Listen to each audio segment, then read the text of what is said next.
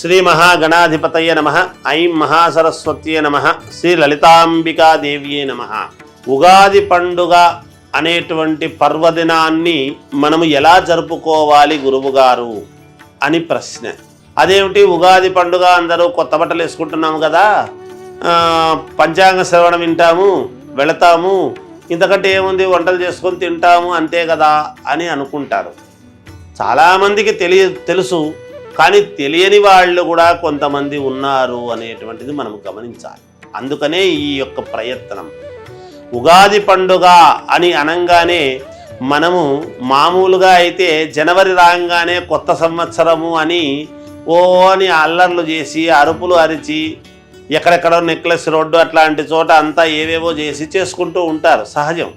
అది కూడా ఆనందమే, అదేం తక్కువ చేయాల్సినటువంటిది ఏం లేదు, ఒకరిని తగ్గించాల్సింది. కానీ మనము తెలుగు వాళ్ళము, అచ్చమైనటువంటి తెలుగు వాళ్ళము కాబట్టి మనము చేసుకునేటువంటి విధానానికి ఒక ప్రత్యేకత ఎప్పుడూ కూడా ఉంటుంది. అందుకని ఉగాది అంటే యుగానికి ఆది అని. మొదట ఉదయాన్నే తెల్లవారుజామున్నే లేచి మన ఇంట్లో పెద్దవాళ్ళు, ఇప్పుడు అందరూ తల్లులు గుర్తొస్తారు నాయన. ఎందుకంటే ఆ తల్లులు ఏం చేస్తారంటే ఇట్లా తూర్పు ముఖముగా కూర్చోబెట్టి తలంటు అనేటువంటిది అంటడము జరుగుతుంది. నువ్వుల నూనెతో, ఆముదముతో, కొబ్బరి నూనెతో, ఏదైనా కావచ్చు. కానీ ఇలా తూర్పు ముఖంగా కూర్చోబెట్టి మన చేతి మీద సప్త ఋషులు అయినటువంటి వాళ్ళ యొక్క పేర్లు ఆ నూనెతో చుక్కలతో పెడతారు. అవి ఎలా పెడతారు అంటే, ఇలా కుడి చేతి మీద అశ్వత్థామ, బలి, వ్యాస, హనుమానస్య, విభీషణ, కృపః, పరశురామస్య సప్తైతే స్థిరజీవిన అని కింది నుంచి పైకి పెట్టుకుంటూ పోయి తుడచడము కూడా కింది నుంచి పైకి తుడుస్తారు. మరి పై నుంచి కిందికి కూడా తుడచొచ్చు కదా, ఏముంది ఇలా తుడుచుకోవచ్చు కదా అని మనం అనుకుంటాం. కానీ కింది నుంచి పైకి తుడచడములో ఆంతర్యం ఏమిటి అంటే ఆయుష్ పెరుగుతుంది. అలా పెరగాలి దినదిన ప్రవర్ధమానముగా, సంవత్సరాల కొద్దీ అలా పిల్లలు యోగవంతముగా ఉండాలి అనేటువంటి భావనతో తలంటు అనేటువంటిది అంటి బొట్టు పెట్టి తలంటుతారు.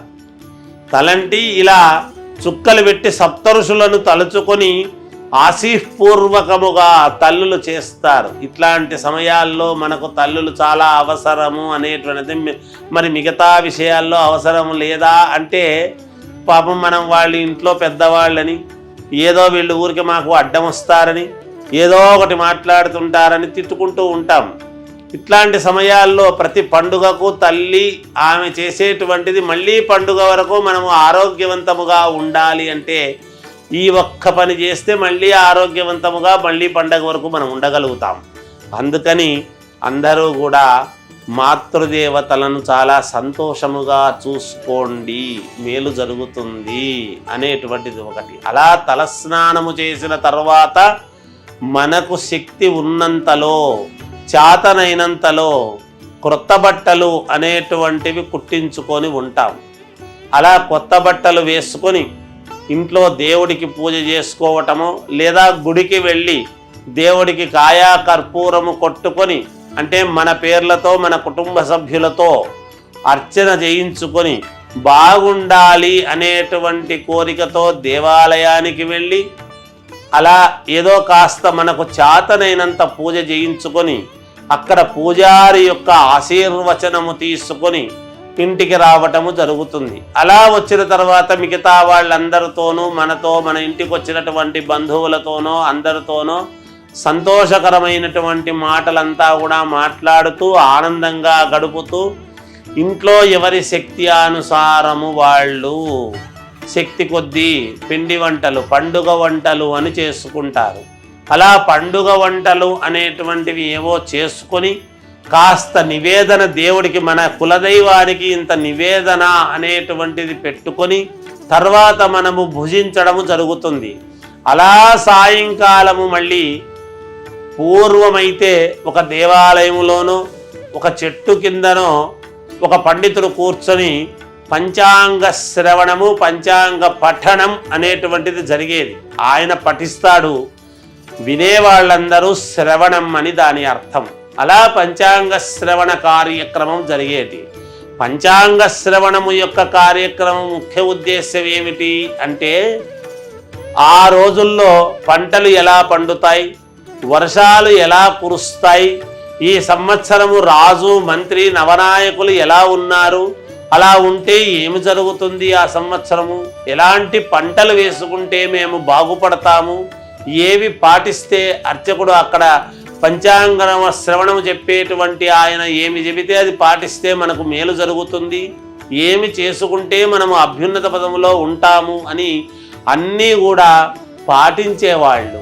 అంటే ఏ సమయంలో వివాహాలు చేసుకోవాలి, ఈ సంవత్సరం ఎప్పుడు మంచి కాలము ఉంది పెళ్ళిళ్ళకు, ఎప్పుడు మేము బోర్లు వేసుకోవాలి, ఇలా ధాన్యాన్ని ఎప్పుడు కొయ్యాలి, ఇంటికి ప్రతిదీ కూడా అడిగేవాళ్ళు.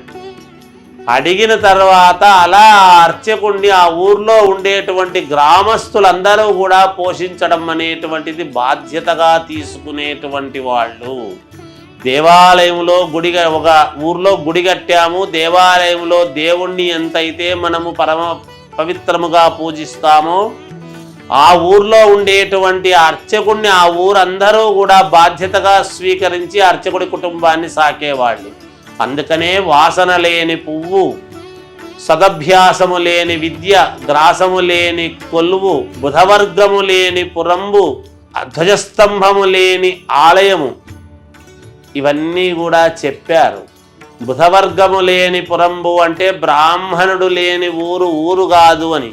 అంటే బ్రాహ్మణుడిని ఏదో గొప్పగా చూడండి అని దాని అర్థము కాదు.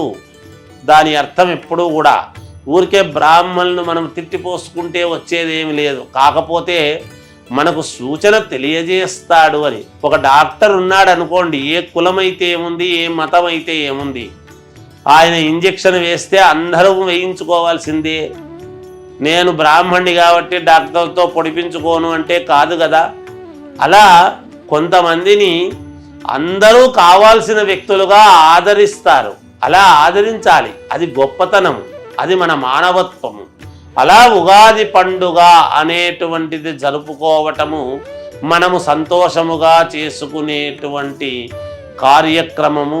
ఇది ఉగాది పండుగ నాడు ఇంకా మనము అతి ముఖ్యమైనటువంటిది ఏమిటి అంటే షడ్రసోపేతమైనటువంటి ఇది ఏమిటయ్యా అది అంటే, అప్పుడే కొత్తగా పండినటువంటి మామిడికాయ తురుము, కొత్త బెల్లము, చెరుకు రసము, తర్వాత వేప పువ్వు, ఇవన్నీ కూడా షడ్రసోపేతమైనటువంటి ఉగాది పచ్చడి అని. అంటే తీపి, పులుపు, ఒగరు, చేదు అన్నీ ఉంటాయి అందులో.